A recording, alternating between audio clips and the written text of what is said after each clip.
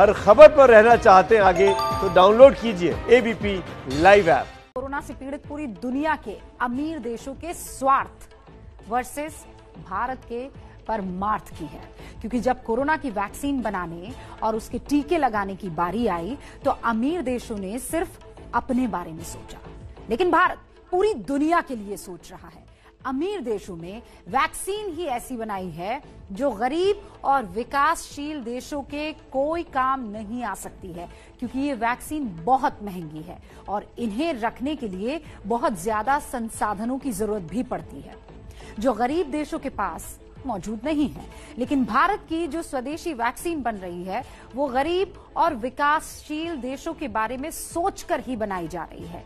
इन vaccine को आने में थोड़ा वक्त जरूर लग सकता है, लेकिन जब भारत की कोरोना वैक्सीन आएगी तो ये मानवता के काम आएगी। आज भारत ने पूरी दुनिया के 64 देशों के प्रतिनिधियों को अपनी वैक्सीन पावर के दर्शन करवाए हैं। उन्हें ये दिखाया है कि भारत के वैज्ञानिक कितनी मेहनत और निष्ठा से पूरी दुनिया के लिए सस्ती और प्रभावी वैक्सीन बना रहे हैं। हमारी कवर स्टोरी आज इसी पर आधारित है।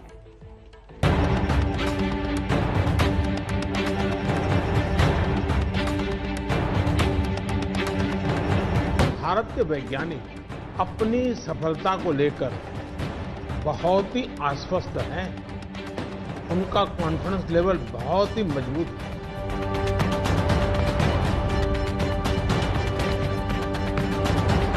दुनिया की नजर कम कीमत वाली सबसे सुरक्षित वैक्सीन पर है और इस वजह से स्वाभाविक है पूरी दुनिया की नजर भारत पर भी है।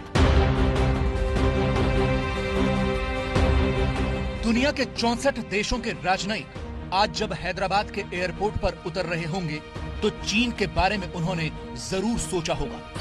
इन राजनयिकों ने भारत और चीन की तुलना जरूर की होगी। इन राजनयिकों ने जब भारत बायोटेक की फैक्ट्री में वैक्सीन बनते हुए देखी होगी तो ये जरूर सोचा होगा कि एक चीन है जो वायरस बांटता है और एक भारत है जो वैक्सीन बनाता है।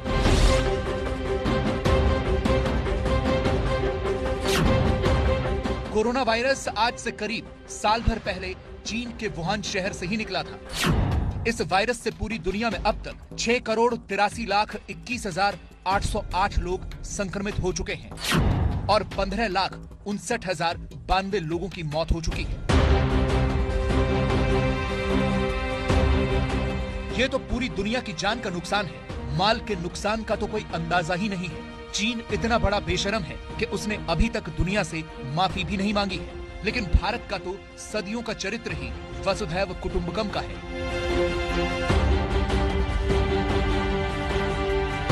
वायरस से भारत का भी काफी नुकसान हो चुका है। भारत ऐसी वैक्सीन बना रहा है जो पूरी दुनिया के लिए कारगर होगी और गरीब और विकासशील देश भी इसका इस्तेमाल कर पाएंगे।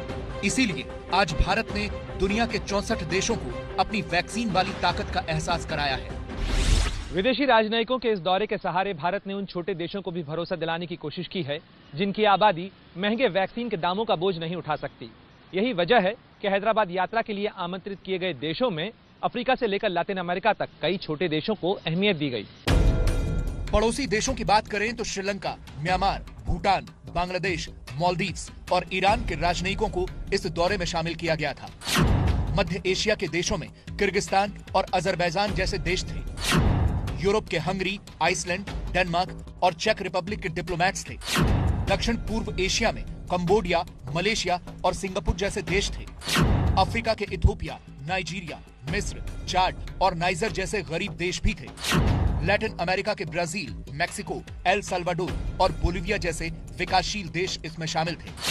ऑस्ट्रेलिया के राजनयिक भी इस वैक्सीन डिप्लोमेसी के टूर में शामिल थे। और मैं सोचता हूँ कि इंडिया के पास है कैपेसिटी ये सारे दुनिया के लिए वैक्सीन प्रोडक्शन करने के लिए, सिर्फ भारत के लिए भी नहीं लेकिन सारे दुनिया के लिए सारे लोग के लिए, श्रीलंका इंक्लूसिव। आज सुबह 64 देशों के राजनयिकों को लेकर एयर इंडिया का विमान हैदराबाद एयरपोर्ट पर पहुंचा। एयरपोर्ट पर उतरते ही इन डिप्लोमेट्स का शॉल पहनाकर स्वागत किया गया।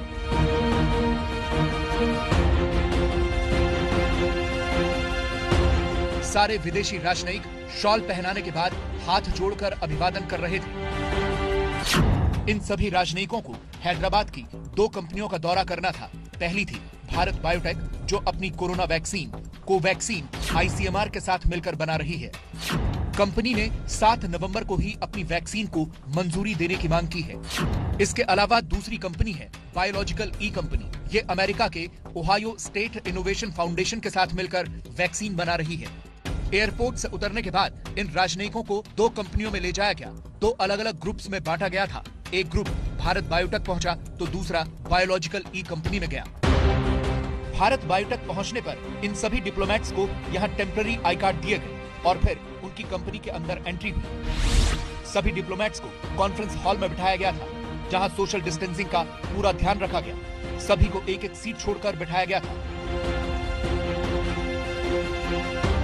इसके बाद इसी कॉन्फ्रेंस हॉल में भारत बायोटेक के चेयरमैन डॉक्टर कृष्णा एला का एक भाषण हुआ। business family. I am from an agriculture family from Chennai. Small startup. Never been in the business. Doctor Krishna एला ने इन राजनयिकों को अपनी कंपनी और उनके द्वारा तैयार वैक्सीन के बारे में बताया और इसके बाद इन डिप्लोमेट्स को प्लांट के अंदर ले जाया गया। यहाँ इन विदेशी राजनयिकों ने बड़ी बारीकी से भारत की वैक्सीन निर्माण की ताकत देखी। भारत बायोटेक नाम की ये कंपनी डॉक्टर कृष्णा एम एला ने 1997 में शुरू की थी। इससे पहले डॉक्टर एला अमेरिका में रिसर्च करते थे, लेकिन हमेशा से भारत में कोई मेडिकल रिसर्च कंपनी खोलना चाहते थे। आज भारत बायोटेक के नाम पर 160 पेटेंट्स हैं। भारत बायोटेक की कोरोना की वैक्सीन कोवैक्सीन फेज 3 के ट्रायल में पहुंच चुकी है। अब तक 26,000 लोगों पर इसका परीक्षण किया गया है। भारत बायोटेक का ये वैक्सीन परीक्षण पहले ही भारत का अब तक का सबसे बड़ा ट्रायल बन चुका है। I was really impressed to see how far you have come, how dedicated you are working in order to combat the COVID-19 virus, how really focused you are on helping humanity. It's not just a commercial interest, it's not just a nation first interest. You're really connecting with the rest of the world and you're helping all of us. And so impressive. यह बात सच है कि भारत ने विदेशी राजनयिकों की यात्रा के बहाने अपनी वैक्सीन निर्माण क्षमताओं की नुमाइश करने का प्रयास किया है। साथ ही भारत की कोशिश देश में तैयार कोविड-19 वैक्सीन के लिए नया बाजार तलाशने की भी थी। लेकिन बीते कुछ दिनों के दौरान भारत ने अपनी दवा डिप्लोमेसी के सहारे कई अमीर देशों के सामने इस बात का संदेश भी स्पष्ट किया है कि उसके लिए मुनाफे से ज्यादा मानवता का महत्व है। एक आंकड़ा देखिए, आपको ये पूरी कहानी समझ में आ जाएगी। दूसरे देशों ने वैक्सीन की एडवांस बुकिंग की हुई है। सबसे आगे यूरोपियन यूनियन है, जिसने मॉडर्ना की 16 करोड़, फाइजर की 30 करोड़, ऑक्सफोर्ड की 40 करोड़ और दूसरी कंपनियों की वैक्सीन का 54 करोड़ डोज का ऑर्डर दिया हुआ है। इसके बाद अमेरिका है, जिसने मॉडर्ना की 10 करोड़, फाइजर की 10 करोड़, ऑक्सफोर्ड की 50 करोड़ और बाकी वैक्सीन की 30 करोड़ डोज का ऑर्डर दिया हुआ है। कनाडा ने भी मॉडर्ना की 5.6 करोड़, फाइजर की 2 करोड़, ऑक्सफोर्ड की 2 करोड़ और बाकी कंपनियों की वैक्सीन के 26 करोड़ डोज का ऑर्डर दिया हुआ है। जबकि यूके ने मॉडर्ना की वैक्सीन के सिर्फ 50 लाख डोज का ऑर्डर दिया है, जबकि फाइजर की 4 करोड़, ऑक्सफोर्ड की 10 करोड़ और बाकी कंपनियों की वैक्सीन के 21 करोड़ की डोज का ऑर्डर दिया गया है। Importantly, it's a testament to our Honorable Prime Minister's vision, who's not only showcasing collaboration, but it's extremely keen to ensure that it's not just India that receives the vaccine, but that Indian companies play a vital role in making sure we deliver vaccines to other parts of the world. अमीर देशों की vaccine बहुत महंगी भी है और उसके रखरखाव के लिए गरीब और विकासशील देशों के पास संसाधनों की भी कमी है। इनके मुकाबले भारत बायोटेक की वैक्सीन काफी सस्ती है। बहुत संक्षेप में इसे भी समझ लीजिए। फाइजर वैक्सीन के 3,000 रुपए में 2 डोज मिलेंगे और इसके लिए -70 डिग्री सेल्सियस का तापमान चाहिए। मॉडर्ना वैक्सीन के भी 5,484 रुपए में 2 डोज मिलेंगे। इसके लिए -20 डिग्री के तापमान की जरूरत है। ऑक्सफोर्ड की वैक्सीन के 1,000 रुपए में 2 डोज मिलेंगे। इसके लिए 2 से 8 डिग्री सेल्सियस का तापमान चाहिए। जबकि भारत बायोटेक की वैक्सीन 100 रुपए प्रति डोज के हिसाब से मिलेगी। ये किस तापमान पर रखी जाएगी, इसकी जानकारी नहीं है। What we've seen today is reassuring. It demonstrates again the strength of India's innovation and pharmaceutical sectors. It demonstrates again India's leadership of the world, because without what we've seen today, I think many countries around the world would suffer in terms of delays and access to vaccines. इसीलिए corona की vaccine के लिए पूरी दुनिया की निगाहें भारत पर टिकी हैं। भारत जब भी ये वैक्सीन बनाएगा तो दुनिया की एक बड़ी आबादी के लिए बहुत ज्यादा राहत की खबर होगी और अब वो दिन दूर नहीं है। लेकिन आज वैक्सीन का इंतजार कर रहे भारतीयों के लिए थोड़ा निराश करने वाली खबर भी आई। भारत बायोटेक और सीरम इंस्टीट्यूट ने भारत सरकार से अपनी वैक्सीन के इमरजेंसी इस्तेमाल करने का अप्रूवल मांगा था, लेकिन इसमें अभी थोड़ा वक्त लगेगा क्योंकि आज ये कहा गया कि इन कंपनीज के परीक्षण के डेटाज अधूरे हैं। इन्हें पूरे करने में थोड़ा वक्त लगेगा और इन्हें पूरा करने के लिए कह भी दिया गया है।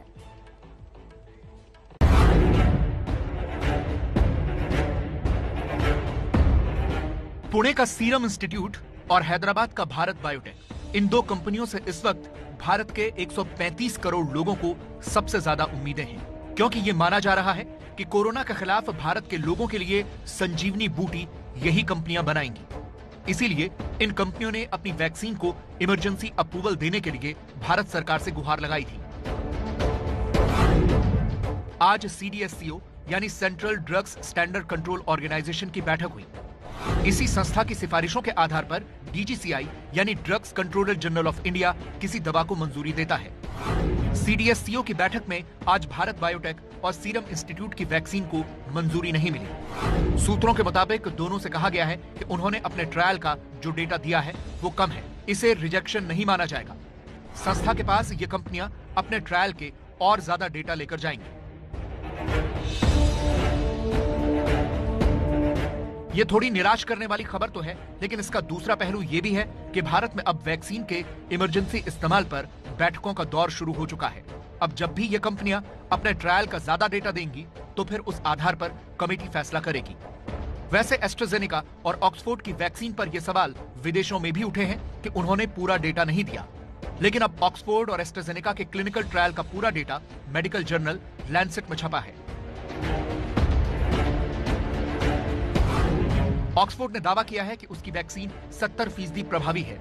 जिन लोगों को पहले वैक्सीन की आधी और फिर पूरी डोज दी गई, उनमें यह वैक्सीन 90% प्रभावी पाई गई और जिन लोगों को 2 पूरी खुराकें दी गई, उनमें 62% प्रभावी पाई गई। यह पता चला है कि वैक्सीन लगने के बाद कोई गंभीर बीमारी नहीं हुई।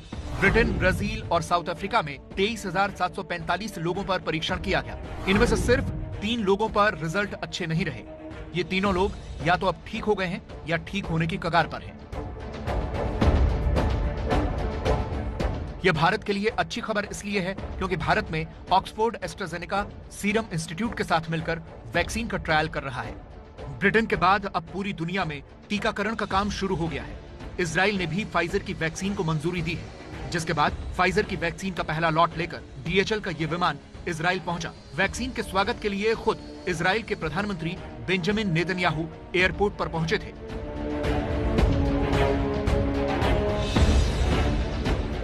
नेतन्याहू ने इजराइल के लिए इसे एक बड़ा दिन बताया है। इस महीने तक इजराइल में फाइजर की 5 लाख वैक्सीन पहुंच जाएंगी। इजराइल में वैसे कोरोना वायरस के ज्यादा केस नहीं है, सिर्फ 3,40,000 संक्रमण के केस हैं और करीब 3,000 लोगों की मौत हुई है।